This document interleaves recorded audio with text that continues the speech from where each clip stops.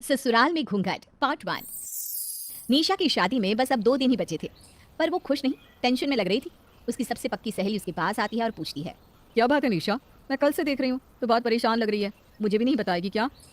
तू तो जानती है कि पापा ने बिना मुझसे पूछे मेरा रिश्ता तय कर दिया। मुझे तो अभी आगे बढ़ना था। देख, रमन एक अच्छा लड़का है। निशा, अगर तू उससे बात करेगी तो वो ज़रूर तेरी मदद करेगा। सारे लड़के एक जैसे ही होते हैं। उन्हें शादी के बाद बस पत्नी रसोई में चाहिए। ऊपर से उसका परिवार बहुत पुराने ख्यालों का और पारंपरिक है। उन्होंने तो मुझे ठीक से देखा भी नहीं अभी तक। तो अब ये सोचकर परेशान क्यों हो रही है? शादी तो तुझे करनी है ना? हाँ वो ठीक है, पर मेरी शादी के दूसरे दिन मेरे एग्जाम्स हैं और मैं एग्जाम देना चाहती हूँ यार। तू पागल हो गई है क्या? कौन नई नवेली दुल्हन को एग्जाम्स देने देगा? क्या बोल रही है तू निशा? इसलिए तो मुझे तेरी मदद चाहिए। देख, हम एक काम करेंगे। शादी के बाद मेरी जगह तू 15 दिन के लिए मेरे ससुराल में रह जाना, और 15 दिन बाद मैं वापस आ जाऊंगी, फिर तो आज़ाद। तू पागल हो गई है क्या निशा? तेरे ससुराल में मैं कैसे रह सकती हूँ? तुझे बस 15 दिन घूंघट में रहना होगा। प्लीज़ वैदी, ये मेरी डिग्री का सवाल है। अगर मैंने एग्जाम्स नहीं दिए तो डिग्री नहीं मिलेगी। मैं किसी के साथ धोखा नहीं कर सकती निशा, ये गलत है। जब तेरे पास किताबों के पैसे नहीं थे तब मैं ही तेरी मदद करती थी ना वैदी, तुझे सपोर्ट करती थी। और आज तू मेरी मदद करने से इनकार कर रही है। कितनी मतलबी है तू। ऐसा नहीं है निशा। और मुझे किसी ने पहचान लिया तो? रमन ने मुझे पहचान लिया तो? कुछ नहीं होगा, बस तुझे मेरे ससुराल में घूंघट में रहना है। निशा वैदेही को इमोशनल कर लेती है, और वैदेही शादी की रात निशा वैदेही को कमरे में बुलाती है और कहती है, देख अब मैं इस खिड़की से नीचे भाग जाऊंगी और तू ये मेरा दुल्हन का जोड़ा पहनकर यहाँ इस कमरे में बैठ जा, ठीक है? एग्जाम्स खत्म होते ही मैं वापस आ जाऊंगी। ये ले। देख, जितना जल्दी हो सके वापस आ जाना प्लीज़। मैं ज़्यादा दिन तक ये संभाल नहीं पाऊंगी। हाँ हाँ ठीक है, चल। इससे पहले कि कोई आए तो ये पहन लिया और मैं चलती हूँ। वैदेही ने निशा का लाल जोड़ा पहन लिया और बैठ गई। इतने में रमन भी कमरे में आया। रमन को आता देख वैदेही ने अपना घूंघट निकाल लिया। अरे, आज भी अपना चेहरा नहीं दिखाएंगी क्या आप? हमने तो आपको कभी देखा भी नहीं, बस आपकी खूबसूरती की तारीफ ही सुनी है। वो एक्चुअली ना, मैंने मन्नत मांगी थी कि शादी के कुछ दिनों तक अपने पति को अपना चेहरा नहीं दिखाऊंगी, तो कुछ दिन तक मैं ऐसे ही घूंघट में रहूंगी। आप बुरा तो नहीं मानेंगे ना अगर मैं अपनी मन्नत पूरी करूं तो? अब बुरा तो मुझे लग रहा है कि आपका चेहरा नहीं देख पा रहा हूँ मैं, पर आपकी मन्नत है तो मैं इसमें आपका पूरा साथ दूंगा। आप चिंता मत कीजिए, मैं किसी भी बात के लिए आपको फोर्स नहीं करूँगा। आप सच में बहुत अच्छे हैं। वैदेही ने रमन को तो मना लिया अपना घूंघट रखने के लिए, पर घर में बाकी सबसे छुप के रहना अब उसके लिए मुश्किल हो रहा था। अरे बहू, माना हम पारंपरिक चीजों को मानने वाले लोग हैं, पर ये घूंघट रखवाना इतने भी पिछड़े हुए नहीं है। उतार दे बेटा, चल जल्दी कर। तेरा चेहरा भी नहीं देखा हम सब ने ठीक से। माँ जी, मैंने मन्नत रखी थी कि शादी के बाद कुछ दिन अपने पति को चेहरा नहीं दिखाऊंगी, बस इसीलिए रखा है घूंघट। अरे तो मैं थोड़ी ना तेरा पति हूँ, मैं तो तेरी सास हूँ। मुझे तो दिखाई सकती है अपना चेहरा। चल चल, अब घूंघट हटा भी दे। माँ जी, बस कुछ ही दिन की तो बात है, रखने दीजिए ना। अरे इस घूंघट के साथ खाना कैसे बनाएगी तू? कुछ दिखाई तो दे नहीं रहा तुझे, सब कुछ गड़बड़ कर देगी तू। नहीं माँ जी, कुछ गड़बड़ नहीं करूँगी, सच में। मैं सबके लिए अच्छे से खाना बनाऊंगी। देख, मैं तो पहले ही बता रही हूँ, खाने में कुछ गड़बड़ हुई तो मैं ये घूंघट तुझे रखने नहीं दूंगी, समझ गई? जी समझ गई माँ जी। वैदेही को सच में घूंघट में खाना बनाने में मुश्किल आ रही थी, पर घूंघट हटा देती तो और ज्यादा मुश्किल आ जाती। उसे ऐसे परेशान देखकर रमन उसके पास आता है और कहता है, देखिए, मैं आपको बताता जाता हूँ कि कौन से मसाले कहाँ हैं। घूंघट में आपको ठीक से नज़र नहीं आ रहा होगा ना? आप क्यों तकलीफ़ ले रहे हैं? मैं कर लूँगी ना। अरे, इसमें तकलीफ़ कैसी? हम दोनों पति पत्नी हैं, एक दूसरे का साथ देना हमारा फ़र्ज़ है। रमन ने वैदेही की रसोई में बहुत मदद की और सारा खाना बहुत अच्छे से बन गया। सबने खाने के बाद वैदेही की बहुत तारीफ भी की। सच में खाना तो बहुत स्वादिष्ट बना है। बच गई तू, नहीं तो मैं तो तेरा घूंघट हटवा कर ही मानती। शुक्रिया माँ जी, बस कुछ दिन और फिर आपकी बहू वापस आ जाएगी। क्या वापस आ जाएगी मतलब? मेरा मतलब है इस घूंघट से बाहर आ जाएगी माँ जी। अच्छा ठीक है, चलो अब तुम दोनों भी बैठ जाओ खाने। लाओ मैं परोस देती हूँ। माँ, एक ही थाली में परोसना खाना, हम दोनों एक ही थाली में खाएंगे। अच्छा बेटा ठीक है, ये लो बैठो यहाँ। रमन और वैदेही खाना खाने बैठ जाते हैं। ये लीजिए, मैं खिलाता हूँ आपको। आपको घूंघट में ठीक से दिखेगा नहीं ना? रमन की अच्छाई देखकर वैदेही उसे पसंद करने लगी थी, पर वो जानती थी कि ये ससुराल और रमन कभी उसके नहीं हो सकते, क्योंकि 15 दिन पूरे होते ही निशा वापस आ जाएगी और वो यहाँ से चली जाएगी। ये निशा फ़ोन क्यों नहीं उठा रही? कब से ट्राई कर रही हूँ उसे, आज उसके 15 दिन भी पूरे हो जाएंगे। क्या करूँ, कैसे बात करूँ उससे? निशा को पता नहीं वो कितनी लकी है कि उसे रमन जैसे जीवन साथी मिले। वो इतने अच्छे और समझदार है। बस अब निशा जल्दी से आ जाए तो मैं यहाँ से चली जाऊँ। मैं रमन जी को और धोखा नहीं दे सकती। वैदेही ने बहुत बार निशा को फ़ोन करने की कोशिश की, पर उसने फ़ोन नहीं उठाया। 15 दिन के बाद भी वो वापस नहीं आई। इससे साफ जाहिर हो रहा था कि निशा का प्लान हमेशा से यही था कि वो यहाँ से भाग जाए।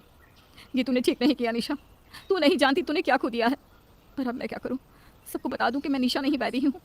नहीं, सबको बता दिया तो सब मुझसे नफरत करने लगेंगे और मैं रमन जी को दुख नहीं पहुँचा सकती। वैदेही ने एक बड़ा फैसला लिया और वो रमन की पत्नी बनकर उसी घर में रहने लगी।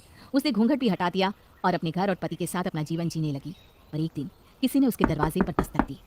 आ रही हूँ, कौन है? इतनी सुबह कौन आ गया? वैदेही ने जैसे ही दरवाज़ा खोला, उसके चेहरे का रंग ही उड़ गया।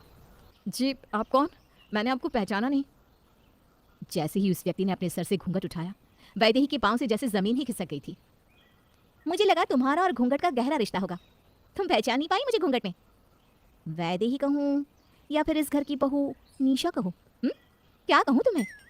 निशा, तुम यहाँ क्या कर रही हो? वो भी 2 साल बाद? क्यों, मैं अपने ससुराल नहीं आ सकती क्या? ये तुम क्या कह रही हो निशा? 2 साल बाद तुम अपना हक मांगने आई हो? क्यों आई हो अब यहाँ? सब बताती हूँ, पहले मुझे अंदर तो आने दो। अंदर? तुम अंदर कैसे आ सकती हो? मैं क्या कहूँगी, तुम कौन हो? अरे कौन है बहू? दरवाजे पे किससे बात कर रही है? वो माँ जी, मेरी सहेली आई है शहर से, बस उसी से बात कर रही थी। हाँ तो उसे अंदर ले आ बेटा, बाहर क्यों खड़ा रखा है? वैदेही निशा को अपने ससुराल में ले आती है, पर उसने अभी तक घूंघट डाल रखा था जिससे कोई उसे पहचान ना। इसने घूंघट क्यों डाल रखा है? वो माँ जी, इसने मन्नत मांगी थी कि वो सबसे पहले अपने ससुराल में ही अपना चेहरा दिखाएगी, किसी और के ससुराल में नहीं। तो ये मेरे ससुराल में आई है तो घूंघट डाल के आई है। तुम्हारा ससुराल? हाँ सही है। तुम इसे मेहमानों वाले कमरे में ले जाओ बेटा, चाय नाश्ता कराओ। जी ठीक है माँ जी। वैदेही निशा को गेस्ट रूम में ले जाती है, पर उसे गुस्सा आ रहा था कि निशा 2 साल बाद अब क्यों उसके ससुराल में आई है। अब साफ साफ बताओ, क्यों आई हो यहाँ? जब मैं तुम्हारा इंतजार कर रही थी, तुम्हें बार बार फोन कर रही थी, तब तो तुम आई नहीं। अब यहाँ क्या लेने आई हो? मेरा प्लान हमेशा से यही था कि मैं इस शादी से भाग जाऊं, पर पापा मुझे ऐसा करने नहीं देते, इसलिए मैंने तुझे फंसाया। मुझे लगा तू 15 दिन के बाद सब कुछ सच बता के यहाँ से चली जाएगी कि तू निशा नहीं वैदेही है, मेरी सहेली। पर तूने तो इसे अपना ससुराल ही मान लिया। इतने बड़े घर की बहू जो बन गई थी तू। तेरी औकात किताब लेने की भी नहीं थी, और आज इस घर की मालकिन बन के घूम रही है। तो मतलब ये तो पहले से ही थी। पनीशा, तू इतना नीचे गिर जाएगी मैंने ये कभी नहीं सोचा था। तेरे धोखे के बाद मैं नहीं चाहती थी कि रमन जी के और उनके परिवार की इज्जत जाए, इसलिए मैंने इस घर को अपना लिया। पर तू अब यहाँ क्या लेने आई है? इस घर में और उस रमन में मुझे कोई दिलचस्पी नहीं, पर हाँ मुझे पैसों में दिलचस्पी बिल्कुल है। मुझे तू पैसे दे दे, मैं यहाँ से चली जाऊंगी। पैसे? कितने पैसे चाहिए तुझे? तो इतना गिर गई कि यहाँ पैसों के लिए आई है निशा? तेरे धोखे की कीमत 10 लाख रुपए। अगर तूने मुझे नहीं दिए तो मैं सबको बता दूंगी कि मैं असली निशा हूँ और तूने सबको धोखा दिया है। तू पागल हो गई है निशा? 10 लाख इतनी बड़ी रकम होती है? मेरे पास इतने पैसे नहीं है। मैं कुछ नहीं जानती, तुझे कैसे भी करके 10 लाख मुझे देने होंगे, वरना सोच ले इसका अंजाम क्या हो सकता है। निशा वैदेही को ब्लैकमेल करने लगी। वैदेही को समझ नहीं आ रहा था कि वो करे भी तो क्या। इतनी बड़ी रकम वो रमन से कैसे मांग सकती थी। वो कुछ रास्ता निकालती तब तक निशा घूंघट में उसके घर ही रहने लगी और बात बात पर उसे डराने लगी। वैदेही रसोई में काम कर रही थी, तभी निशा वहां आती है। तू घूंघट उतार कर क्यों घूम रही है? किसी ने देख लिया तो तुझे? वैसे भी मुझे नहीं लगता कि तू 10 लाख दे पाएगी। इससे अच्छा है कि मैं सबको बता ही देती हूँ कि मैं कौन हूँ। क्या कहना है तेरा इस बात पर? देख निशा, मेरे पास नहीं है 10 लाख। मैं कहाँ से लाऊं इतने पैसे? तेरे पास चाबियां तो है ना अलमारी की, निकाल ले उसमें से। तू मुझे चोरी करने को कह रही है? किसी ने देख लिया तो? चलती तब तक निशा घूंघट में उसके घर ही रहने लगी और बात बात पर उसे डराने लगी। वैदेही रसोई में काम कर रही थी, तभी निशा वहां आती है। तू घूंघट उतार कर क्यों घूम रही है? किसी ने देख लिया तो तुझे? वैसे भी मुझे नहीं लगता कि तू 10 लाख दे पाएगी। इससे अच्छा है कि मैं सबको बता ही देती हूँ कि मैं कौन हूँ। क्या कहना है तेरा इस बात पर? देख निशा, मेरे पास नहीं है 10 लाख। मैं कहाँ से लाऊं इतने पैसे? तेरे पास चाबियां तो है ना अलमारी की, निकाल ले उसमें से। तू मुझे चोरी करने को कह रही है? तेरा दिमाग तो ठिकाने पर है? देख, तेरे पास और कोई रास्ता नहीं, समझी? 2 दिन में अगर मुझे मेरे पैसे नहीं मिले तो तेरा सच सबके सामने ला दूंगी मैं कभी भी रमन जी को धोखा नहीं दूंगी। ये चाबियां माँ जी ने मुझे विश्वास से दी है, मैं उनका विश्वास नहीं तोड़ूंगी। तो फिर तैयार हो जा इस घर को टाटा बाय बाय कहने के लिए। निशा ने वैदेही को ब्लैकमेल करने में कोई कसर नहीं छोड़ी थी। अब वैदेही को लग रहा था कि उसका सच सबके सामने आ ही जाएगा, क्योंकि उसके पास अब और कोई रास्ता नहीं बचा था। 2 दिन बाद वैदेही के घर में एक जश्न होने वाला था और निशा सबके सामने वैदेही का सच लाने वाली थी। बहुत बुरा लग रहा है मुझे तेरे लिए। आज तेरे ससुराल में जश्न है और आज ही तुझे सब घर से थक्के मार कर निकाल देंगी। मैंने जितना भी वक्त यहाँ बिताया वो बहुत अच्छा वक्त था मेरे लिए। अगर आज मैं इस घर से चली भी जाऊं तो कोई गम नहीं। अरे बहू, तिजोरी में से 10 लाख रुपए गायब है। क्या? पर माँ जी, ये कैसे हो सकता है? चाबियां तो कल ही मैंने आपको दे दी थी, फिर कैसे चोरी हो गई? अरे सत्यानाश हो जिसने भी ये किया है, कीड़ा पड़ेंगे उसे। तू एक काम कर, घर में सबकी तलाशी ले, ठीक है? ठीक है माँ जी। वैदेही और रमन घर में हर कमरे की तलाशी लेते हैं और फिर गेस्ट रूम में आते हैं। तुम्हें इस कमरे में कुछ नहीं मिलेगा, चाहो तो इस कमरे की तलाशी ले लो। हाँ, आप तो निशा की सहेली है, मुझे पता है कि आप तो ऐसा कुछ कर ही नहीं सकती। अरे वो तो ठीक है, पर तलाशी लेने में कोई हर्ज कहाँ है। चल रमन, ले ले तलाशी। रमन और वैदेही निशा के कमरे की तलाशी लेते हैं। तभी उसके बिस्तर के नीचे से पैसे मिलते हैं। कह रही थी मैंने नहीं लिए पैसे, तो ये क्या आसमान से टपके हैं? बता बता ना। मैंने नहीं लिए पैसे, सच में। ये कहाँ से आए मुझे नहीं पता। मैं तो कहती हूँ पुलिस को बुला ले रमन, वही ठीक करेंगे इसे। पुलिस? नहीं नहीं, ये क्या कह रहे हैं आप?